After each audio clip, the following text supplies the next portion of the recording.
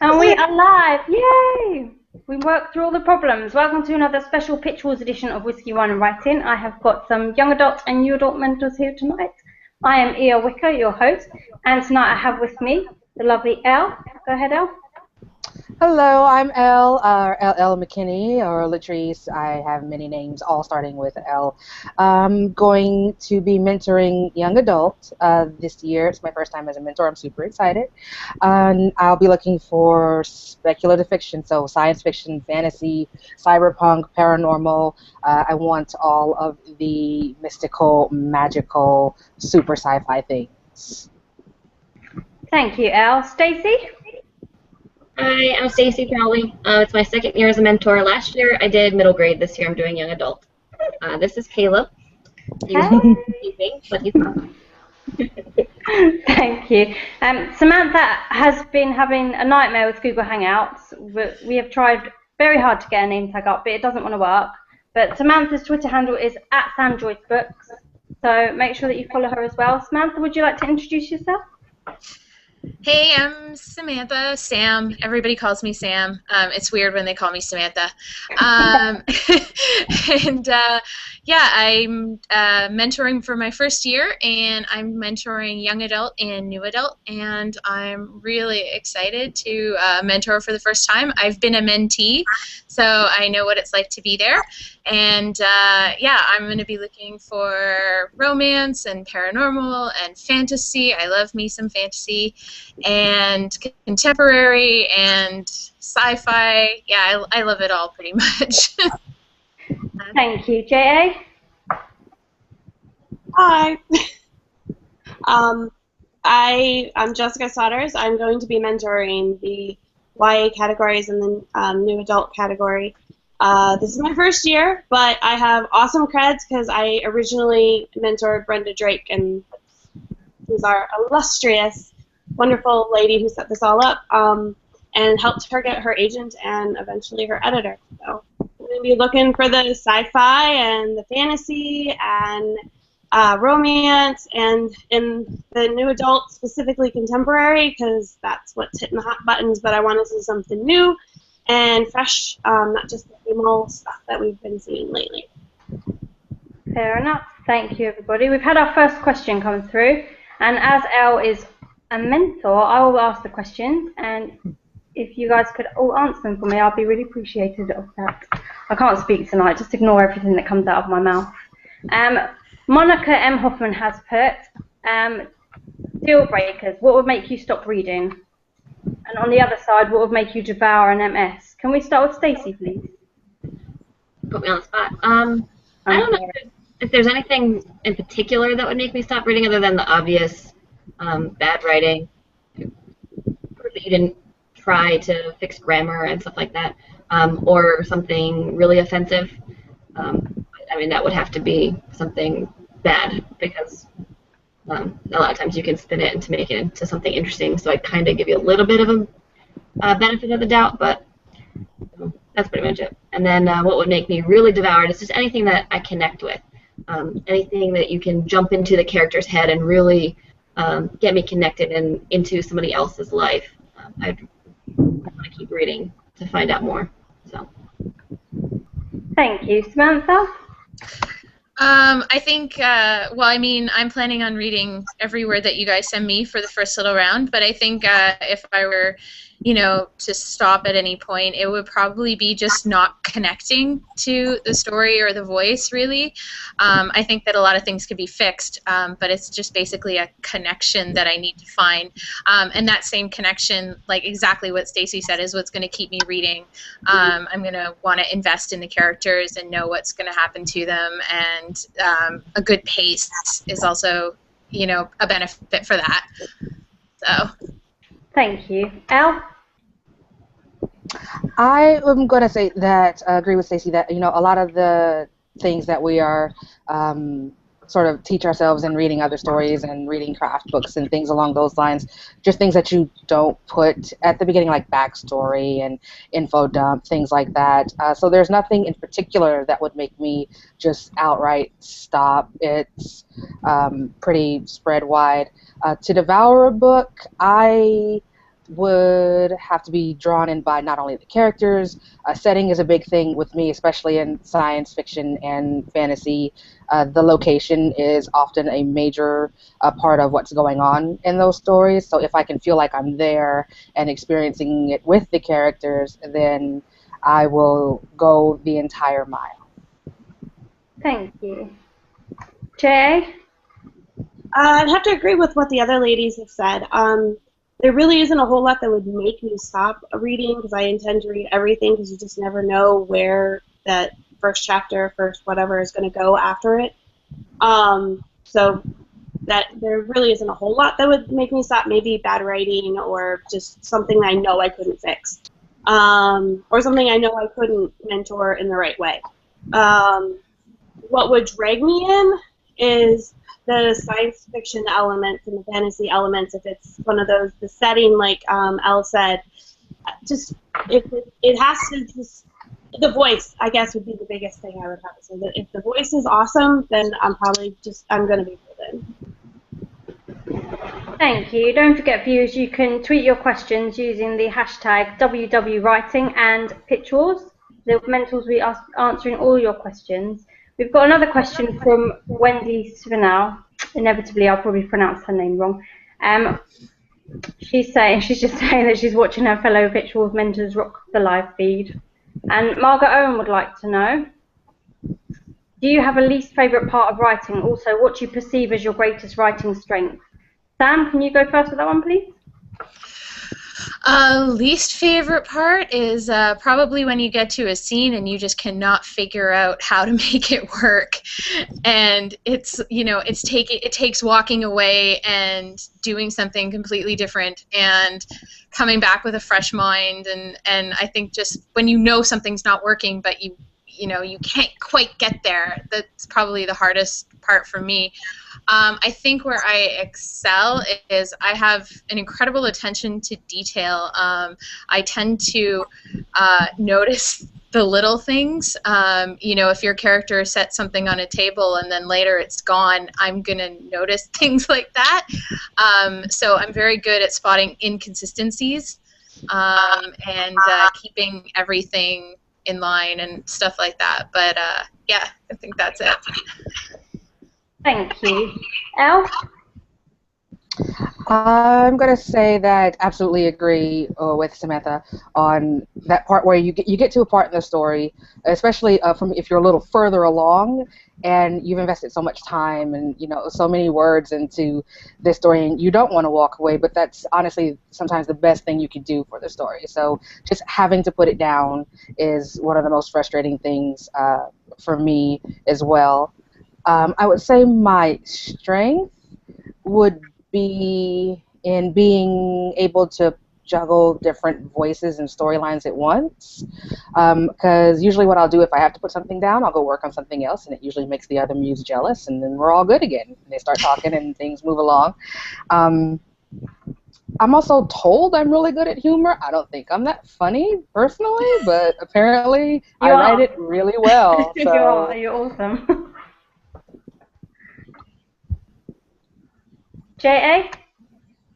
The hardest part would be when, like what the other lady said, and especially in the soggy middle, where you know where you're going to start, you know where you started, and you know where you want to end, but you have no idea how to connect A to B.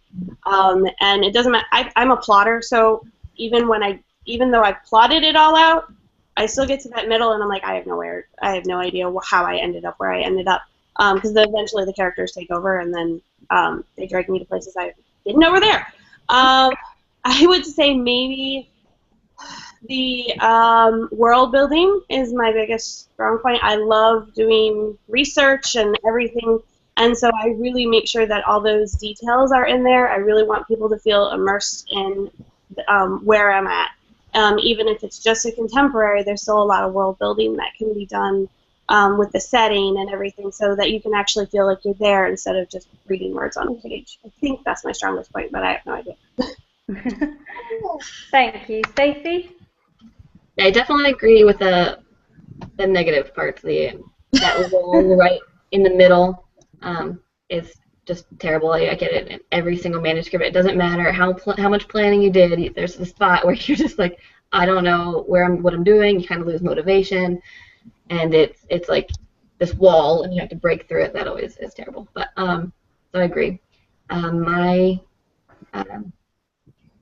what was it? Whatever you're good at. I think I'm good at emotion.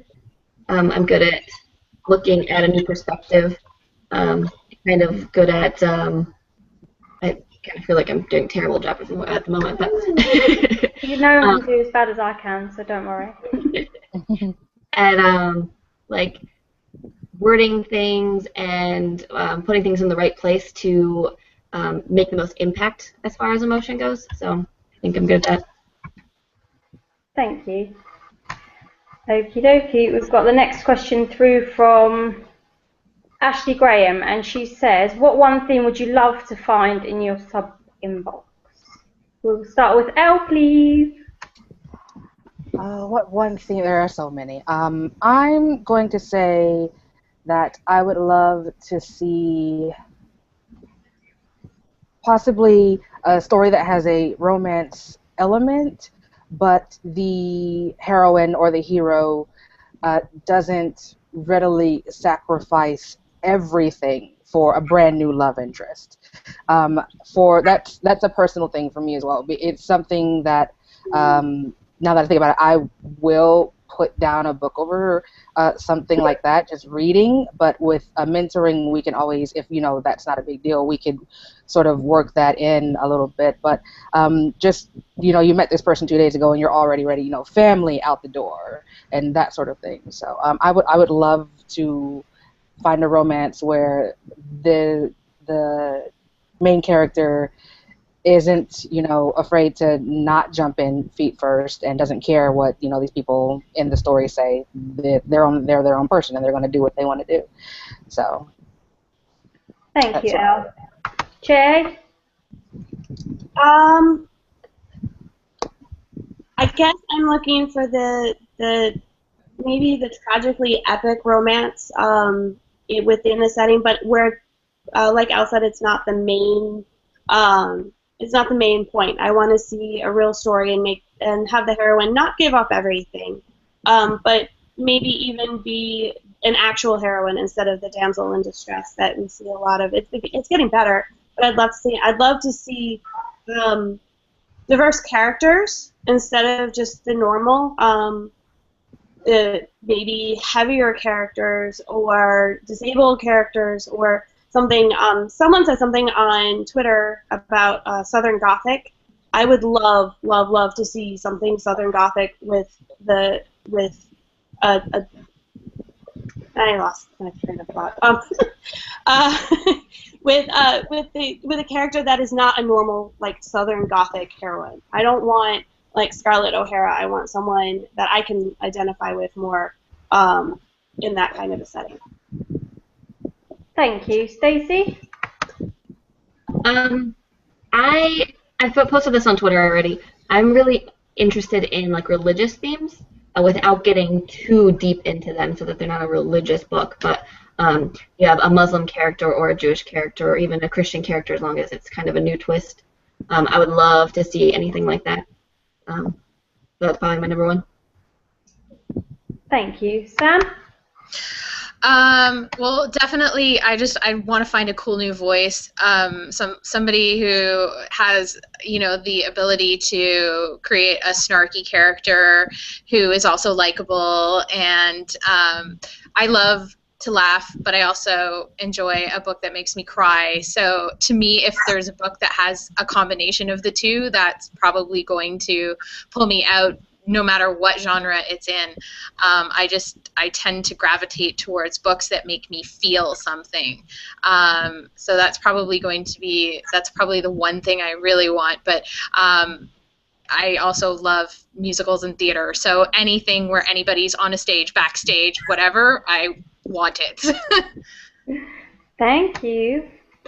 Next question is, if a main character is in her 20s and a character arc is a search for identity, is it okay to sub to both adult and new adult mentors? We'll start with JA, please.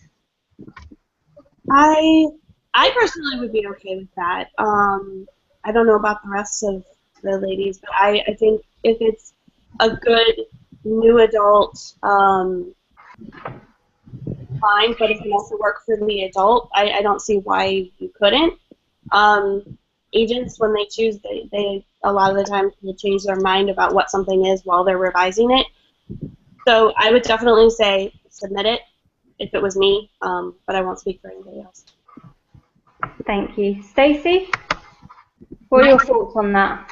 My suggestion would be to try to, because we have it split, so there's new adult / young adult mentors and then new adult / adult mentors. Try to find ones that are new adult / adult, so that way you'll find someone who will be able to see that line and be able to tell you. I would pick one or the other because you have to put a genre in on the submit thing. So I would choose one, but then try to find mentors that can do both.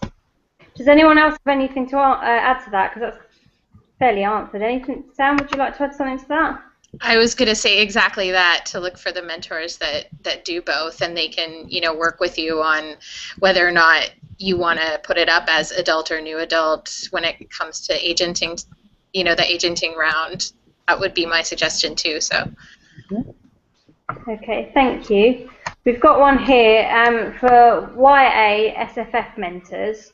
Does a standalone versus book one of an epic series, think Cinder Lunar Chronicles, weigh on your MS mentee choice? Does anyone want to answer that one? Sure. Would like to it's not going to weigh on my choice at all. I read standalones and I read trilogies. I read series that are still going. I read A Song of Ice Fire, and it's still going. So that's not going to have any bearing on me. I don't mind cliffhanger endings. I don't mind, finishing up the main plot for this story and then picking it up later on. You can do it, once a year, summertime cutoff like Harry Potter. I'm good with anything. It doesn't bother me. Thank you. Anybody else have anything to add to that? No? Oh, gravy. Let's move on. Lauren wants to know, will you be reading the synopsis first, or might you not read a submitted chapter if the synopsis is uber choppy? Can we start with Sam, please? Well, I don't think we're asking for a synopsis in the entry round. I think that's a mentor's choice to ask for the synopsis. Personally, I'm probably going to, if I do ask for a synopsis, I haven't decided yet, probably more than likely skim it. I hate them personally.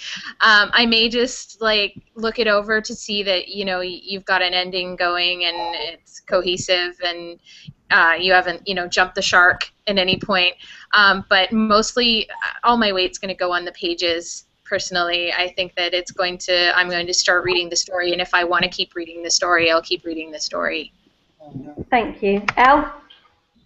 I will ask for a synopsis. It depends on where I am in the story. I'm not going to read a synopsis before I read a manuscript, though. I will read at least part of the manuscript before asking for a synopsis, because I am a person who I don't like spoilers. So if I'm really into a book, then I'll ask for a synopsis and I might not even touch it, but then if I am reading a book and I'm, wondering, okay, is this something that we'll have to work on, and the synopsis shows me, oh, okay, it pulls together at this point, then that might convince me to continue reading. But a good or bad quote-unquote synopsis is not going to sway me for, yes, this is my mentee, no, this is not my mentee. It's going to be the pages, so. Okay, thank you. J.A.? Yeah, I have to agree with all of that. I'm probably not going to request a synopsis until I get further along and I know that it's something that I want to invest more time in, and just to make sure that the ending's tied up and that everything looks, up and up before, I request more pages or whatever. But otherwise, it's really not going to weigh a whole lot on mine. I hate synopsises too. I think they're in the butt to write. And even if it's the worst synopsis I've ever read, but the story sounds amazing anyways, it won't matter. Thank you. Stacey, have you got anything to add to that? Oh, yeah. I will probably ask for a synopsis if I request additional pages. Last year, I read some of them. I didn't read all of them.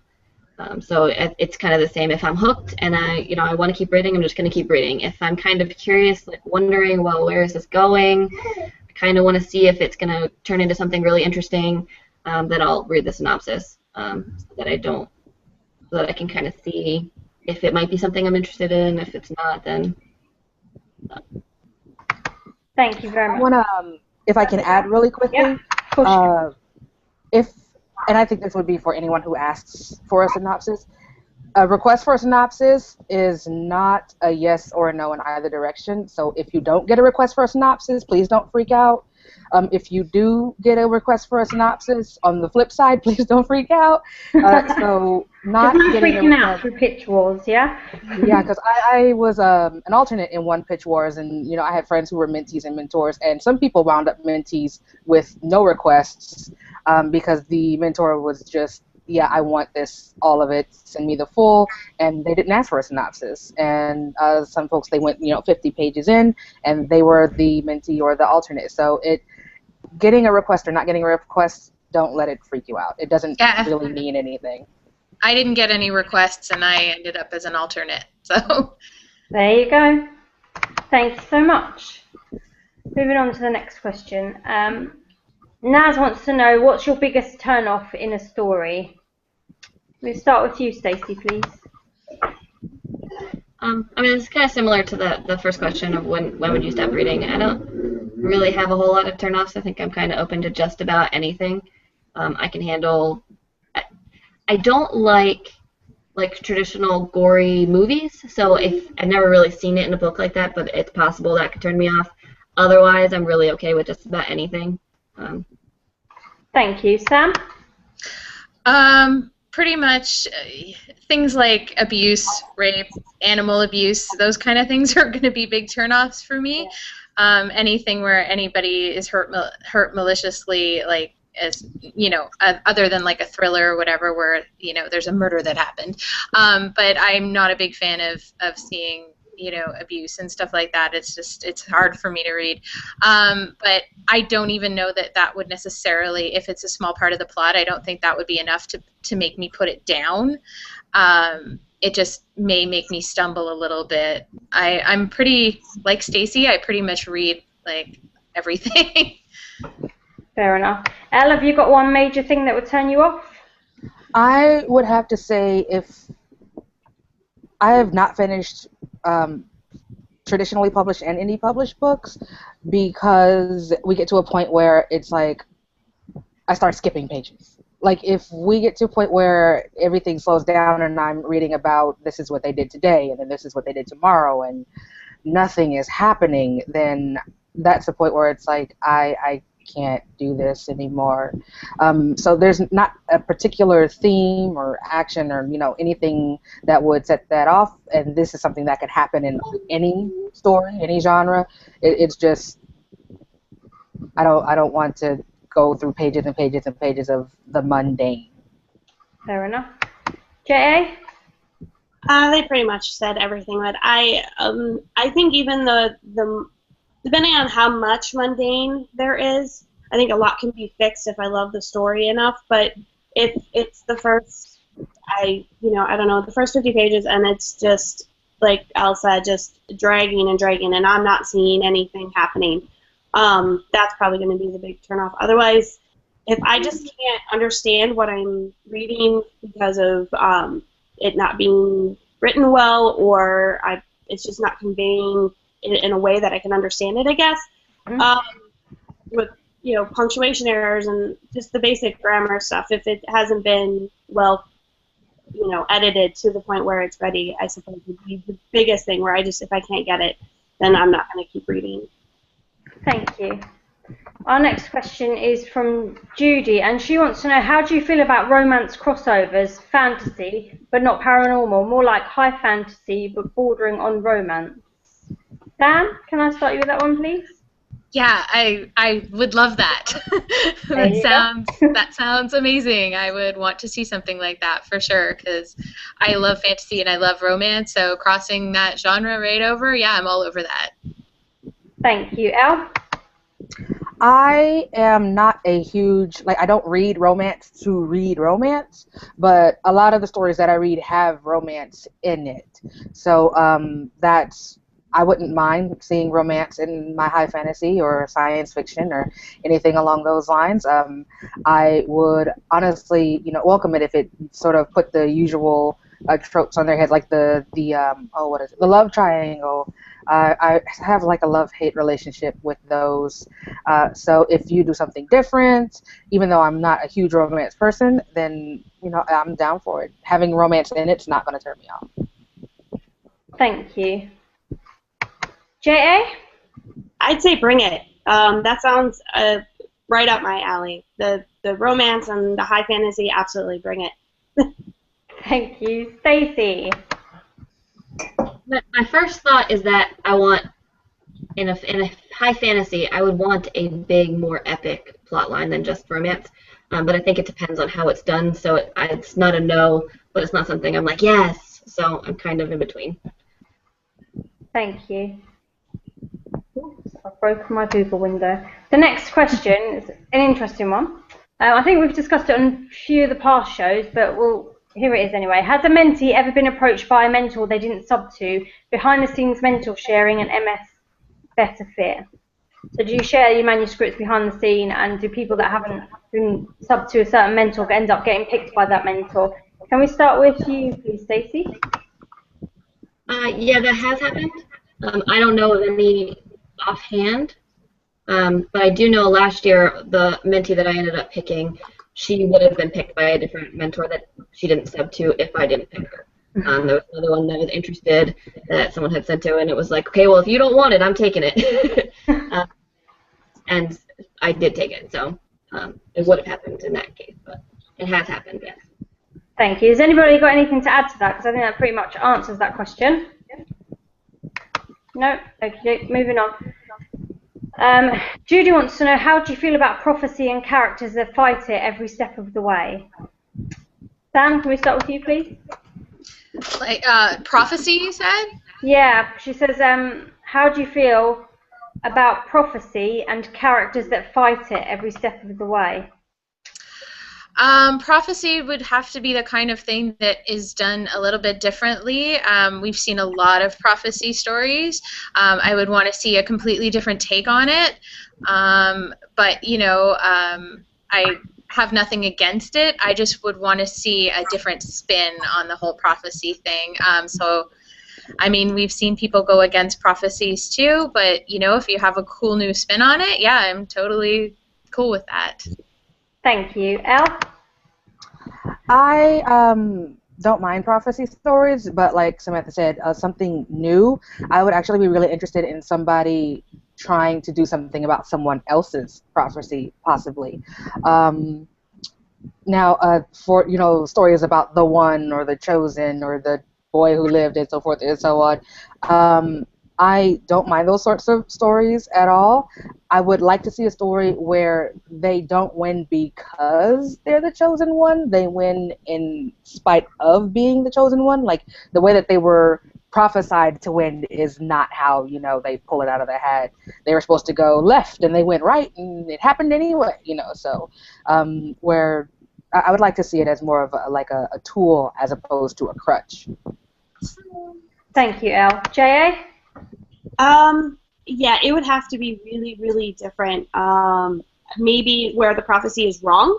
Otherwise, I'm kind of over the prophecy thing. But if it's got a really good catch to it and it's really different and interesting, then yeah, it's a possibility. But otherwise, probably not. Thank you, Stacey. Yeah, I'm on the same page. It's kind of almost become a stereotype to some extent in certain genres, and so it really has to be new and different for it to. If it's the main plot line, then it really has to stand out as something different. Okay, thank you. This is quite an amusing question for me anyway, from Margaret Owen. Do you have mentor textbooks that you text or books that you turn to for inspiration and or instruction? We'll start with Elle, please. I have a few books that I read every now and then. One of them is definitely On Writing by Stephen King. If you haven't read that one, I suggest it highly, whether you're going to participate in Pitch Wars or not. It is incredible. Another is Hooked by Les Edgerton. It deals with starting in the right place, and everybody, no matter who they are, has started a book somewhere where it's not supposed to be, at least once. So that book is also incredible.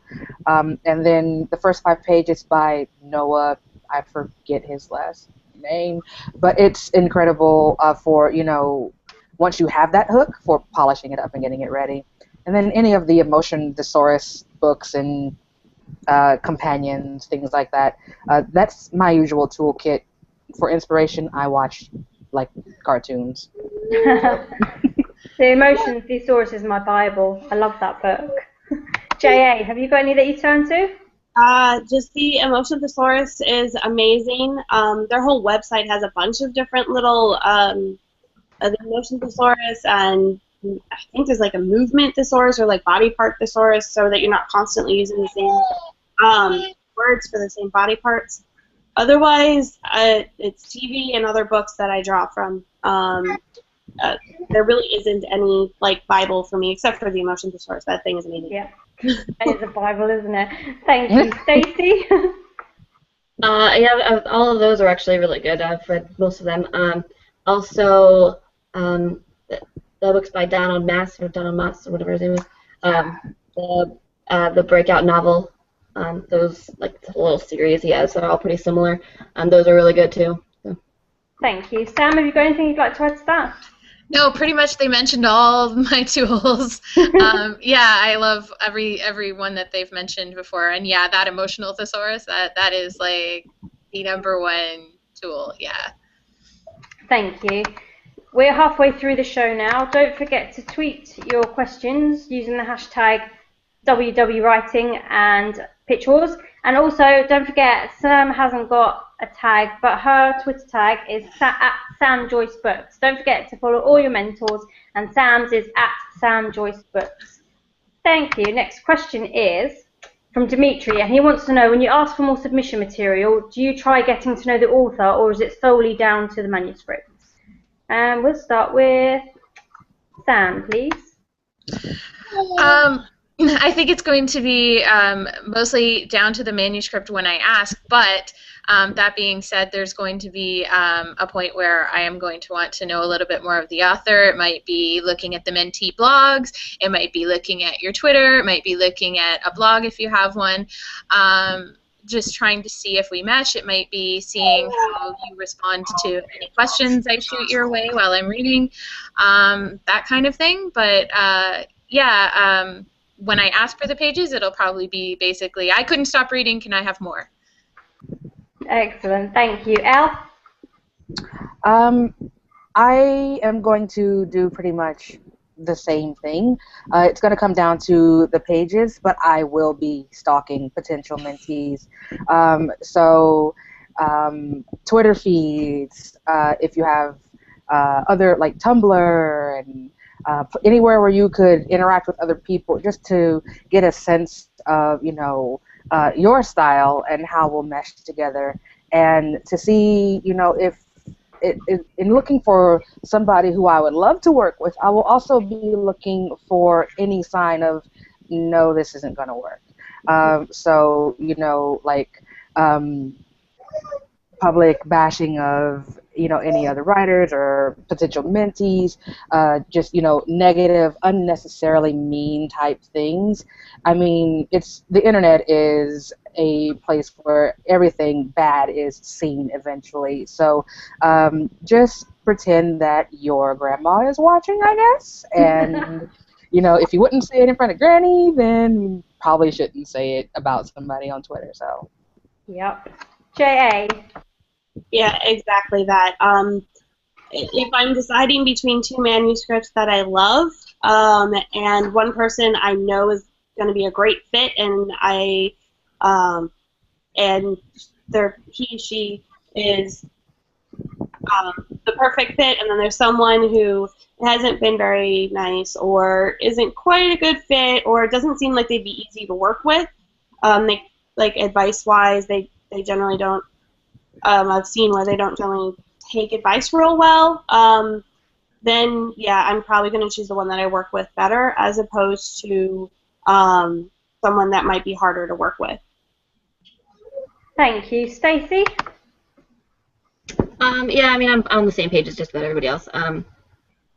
It's going to be 100% about the manuscript, but if it comes down to I like 2 or 3 different stories, I love all 3 of them, then I might look a little deeper into who they are as a person and who they might work well with. And then, of course, if there's any like red flags, then I may step away from a manuscript, because they're your relationship really does matter. So if you're not going to work hard or you're not going to be easy to work with, then it's not even worth it. So, but it'd have to be pretty bad, I think, for if I love something. So. Thank you very much. Just basically, mentees, remember not to have any meltdowns on the internet. The next question is from Chase Manning. Ella's run off for a couple of minutes. She will be back. But Chase wants to know, what is your honest preference? Is it male point of view or female point of view? Can we start with JA, please?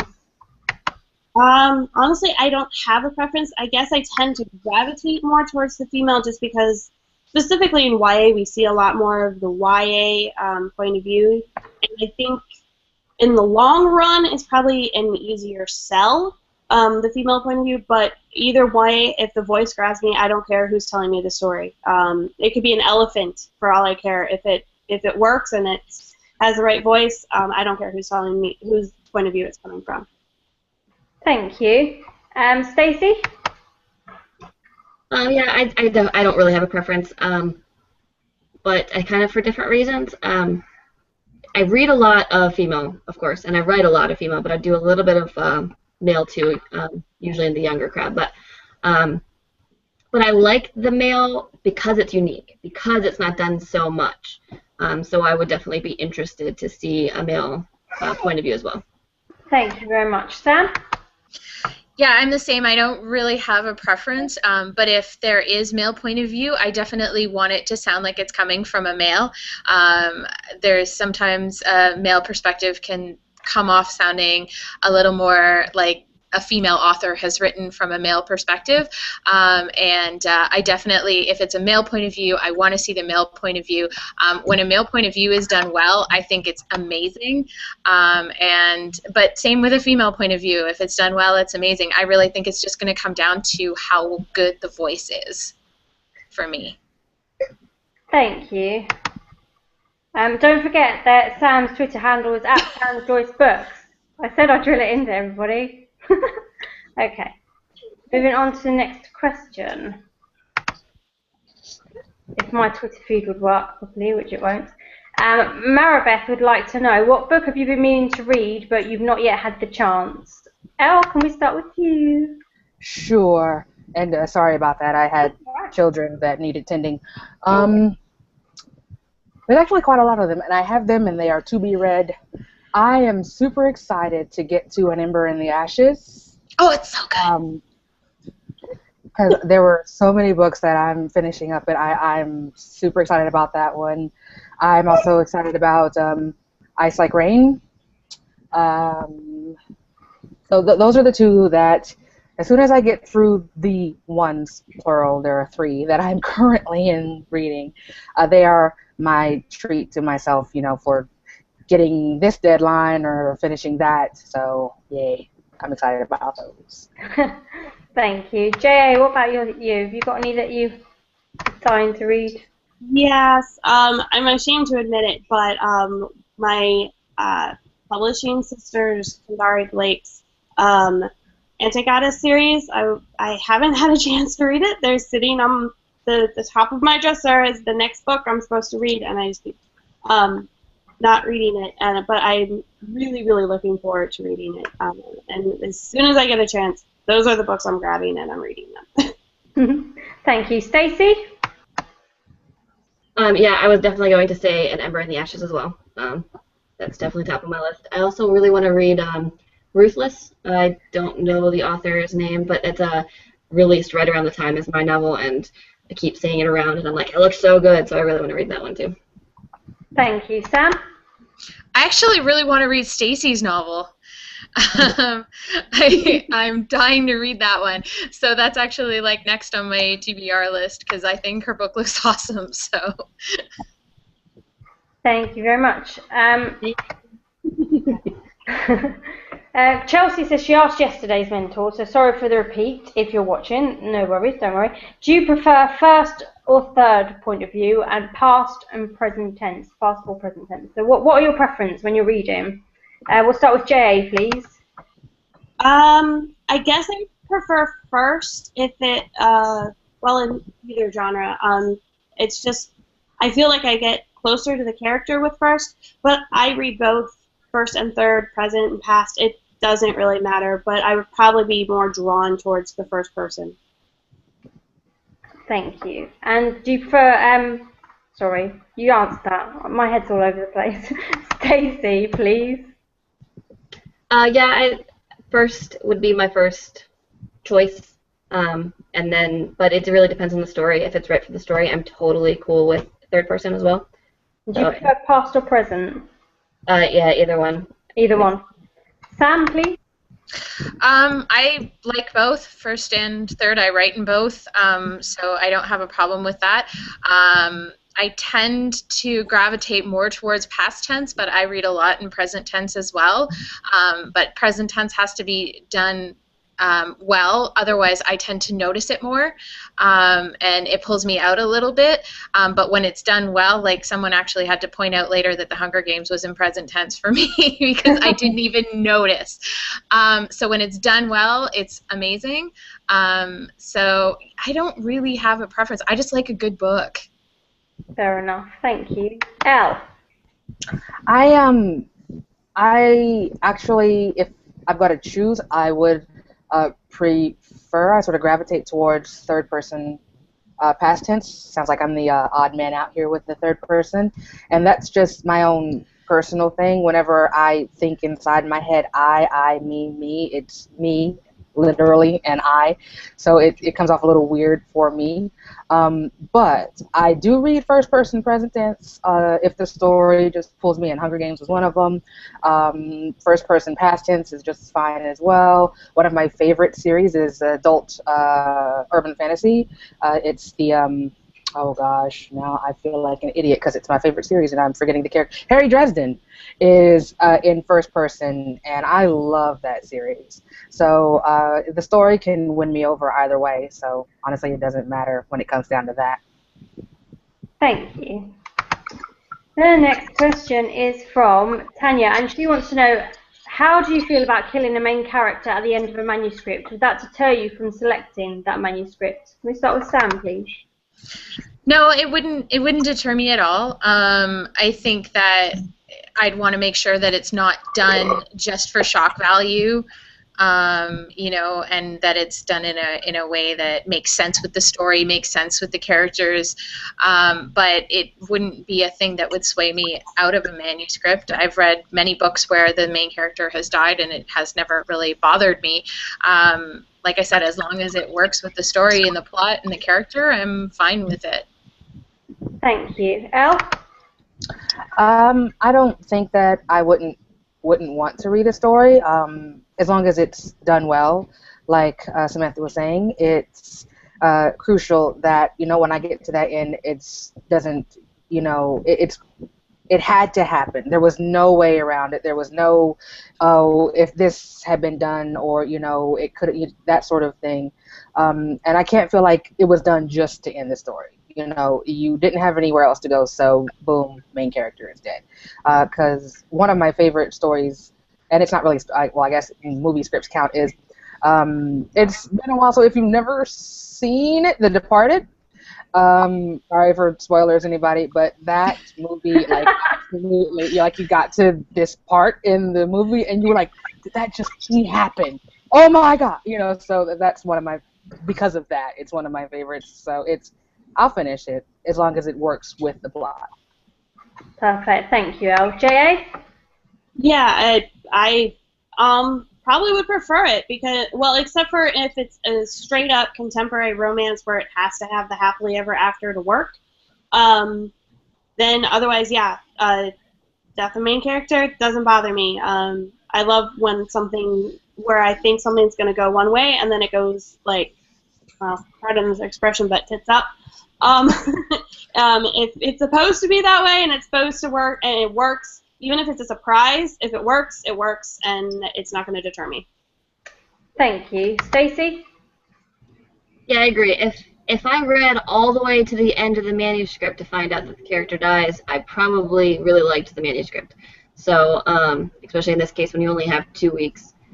Worst case, I'll tell you to ask if you're willing to change it if I didn't like it the way that it ended or whatever. But yeah, it's not going to make me not pick you, I don't think. Awesome. Thank you.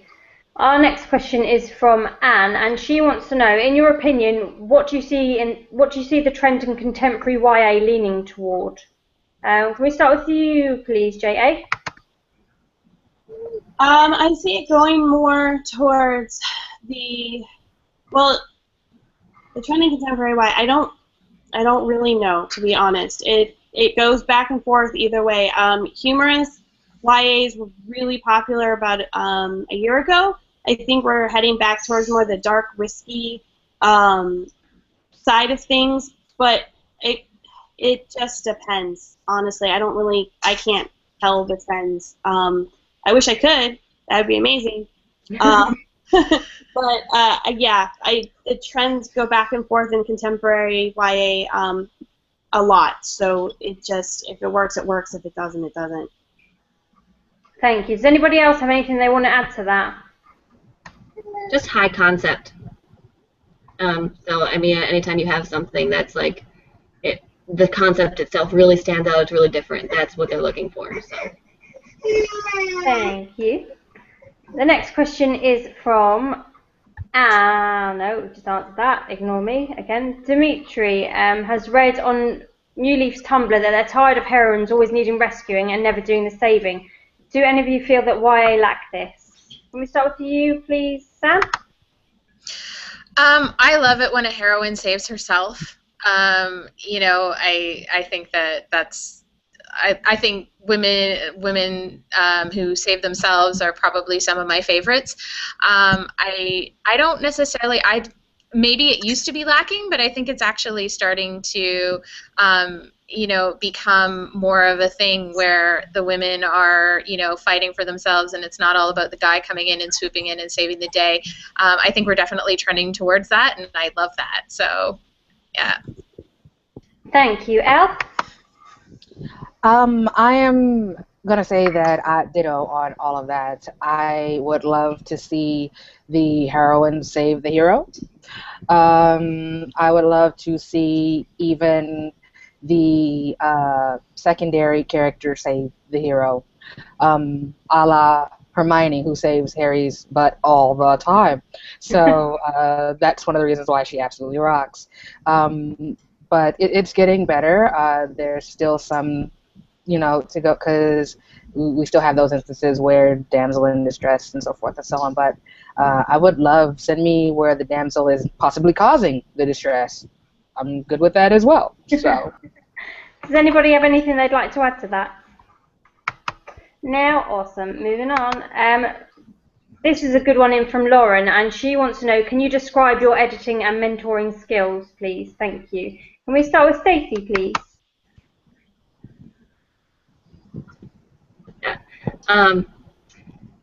I mostly do like big picture. I like pacing.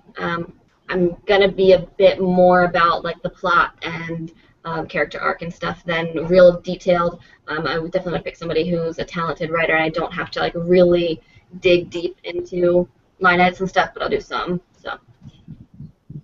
Thank you. Sam? Yeah, I'm the same. I tend to look more at the big picture, the character arcs, the world building, and the pace. and make sure that all of that's cohesive. I mean, I'll do a little bit of line editing, but for the most part, yeah, I'm definitely looking at big picture stuff more than anything. And I like to ask a lot of questions. Why is this here? Why is this happening? So yeah, definitely more about building your story and making sure that everything's cohesive. Thank you. Al? I, again, ditto a lot of what Sam said. I do big picture as well. I cannot not do line edits, though, as I'm going along. Like, if I see something that it's like, okay, this here or that there, I'll usually, use in the comments word choice because this feels like this or this feels like that.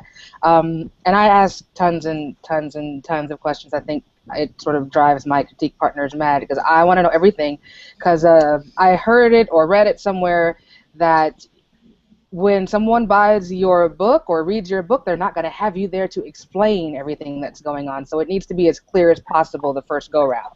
So I'm going to ask, so why is this doing this over here? Or if this was happening over here, why is it not happening now? Things like that. So there will be lots of questions. And I want to say that I'm blunt, but I'm not mean. So if I don't think something is working, I won't sugarcoat it. I'm going to tell you, I don't think this is working. This is why. We can have a dialogue about it. I'm never going to force anything on anybody. It's not my story to tell. But I will say this is why I think this, and if you can convince me, oh, okay, that's why that works, then excellent. But that's my style. Thanks, Elle. Jay? I can't say it any better than Elle said. Everything she said. Awesome. Thank you very much. The next question is from Wendy, and she wants to know, if you had a crystal ball, what might you predict will be the hot topics in genre fiction about 3 to 5 years in the future? Can we start with Sam, please? Oh gosh, I wish I had a crystal ball that told me that. I think we're sort of starting to lean towards maybe thrillers and that kind of stuff. But oh gosh, I kind of hope vampires come back. But that's more of a hope than anything. Yeah. bring those back, because I love me a good vampire book. So yeah, I don't really know. I wish I could predict it. But I think we're leaning a little bit towards the dark again. But we had a little bright period there. But yeah. Thank you, Elle. Everything now is sort of like these different world, high fantasy type feels in different cultures and stuff, and I'm loving it. And so now I'm hoping that spreads into science fiction from the Middle East, or science fiction from the Far East, science fiction from Africa and South America. Just I would love to see. We're getting those ancient worlds, but the next step, 1,000 years into the future, that sort of thing. I am starting to see people ask for paranormal a little bit. I'm right up there. I want vampires to come back. I've always enjoyed vampires before it was cool to enjoy vampires. I was when it wasn't cool. Like you were, oh, you're a little weird for that. Yeah, you're weird. Yeah. I'm excited for that, but that's what I would love. I would love to see those other cultures in science fiction. Thank you, Elle. J.A.? I think, definitely we're seeing a lot more of the high fantasy, and I definitely also want the vampires to come back. I think we're going to start seeing edgier stuff in all of the genres. I think everything that has been done so far just keeps getting edgier and edgier and edgier, and I think we're going to see a lot more of that. And edgy could be it doesn't have to be like the gore or sexual or anything, but just edgy and the topics, because the kids, I say kids anyways, I have a teenager and I call him a kid, so got it. But I think they want the gritty, the stuff that they can apply to their own life and their friends and stuff, and I think we're going to see more and more and more of that. Thank you. Stacey? Yeah, I'm gonna say sci-fi too. What Elle said sounds amazing, so if it went that route, that would be fantastic. I definitely think, we're going towards thrillers and then the high fantasy right now. I think the next step could be sci-fi. Of course, who knows, but that would be the only guess that I can give. Thank you. We've got 5 minutes left, so we've got time for one other quick question, and it is a quick one. Margot just wants to know, how long on average does it take for you to finish a manuscript? I assume that's writing. Stacey, we'll start with you. Writing, probably like 6 weeks. I like to do nano, but half the time the 50,000 doesn't finish it, so then it takes me a couple weeks to finish. So about 6 weeks, I think. To write a whole book, that's amazing. I'm such a slacker. Sam, how about you? Yeah, I'm about the same, 1 to 2 months, depending on how into it I can get. I do have a day job, so it's a lot of coming home and writing late nights. But yeah, generally once I get going, man, yeah, it's about, I think the last one was 5 weeks. Wow. I need to take something out of my butt and make myself write more. Elle, what about you? I would say I average around the 6 to 8 week mark. The shortest time was 3 weeks, and then one time it took me 1.5 years to finish a draft. So sometimes it depends on the story. Like, you have to walk away, and so I walked away and I wrote a different book and then came back to that other book. So it depends. Thanks. J.A.? I tend to spend more of my time editing, so the writing doesn't take as long. I've done as short as 10 days. And What? Wow. I killed myself. It was I had deadlines, and I rewrote the book 3 times, so I knew the book pretty well by the time I actually got to that 10-day mark. So maybe it was actually really 3 months, depending. But 6 to 8 weeks is about right. Awesome, thank you. We've literally got 3 minutes left, so is there anything that any of you would like to add about anything to do with what you're looking for at all? Diversity. I want all the diversity. That's something I'm going to really be looking for.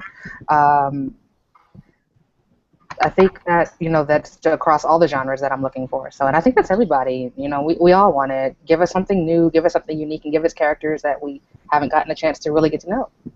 Awesome, thank you. Has anybody else got anything to add to that?